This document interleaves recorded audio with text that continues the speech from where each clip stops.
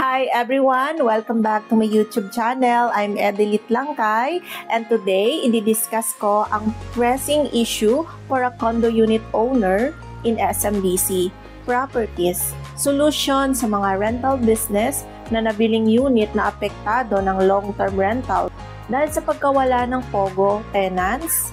Don't worry, I'll share some tips para makuha mo pa rin ang maximum value ng condo unit mo.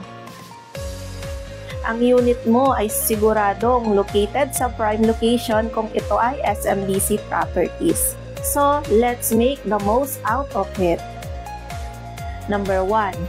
Focus on short-term rentals. Una, i-explore ang short-term rentals sa pamamagitan ng Airbnb at iba pang platform tulad ng Booking.com at Agoda. Ang location ng SMBC ay kadalasan naman na malapit sa mall, MRT, LRT at Skyway. Ito ang malaking advantage para sa mga turista at business travelers. Pwede kang gumawa ng detailed listing na nag-e-emphasize sa convenience ng location at kuhanan mo rin ng magandang capture ang unit mo.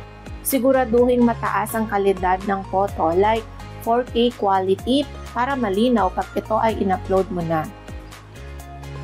Number 2. Offer freebies to attract guests. Una, mag-offer ng mga freebies para magustuhan ng guests ang staycation nila.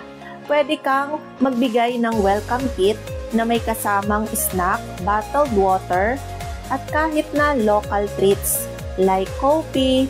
Ang mga small touches na ito ay malaking bagay para sa comfort ng guests. Number 3. Target international guests. Pangalawa, targetin mo ang mga other international guests tulad ng Korean, American, European, at legal Chinese worker.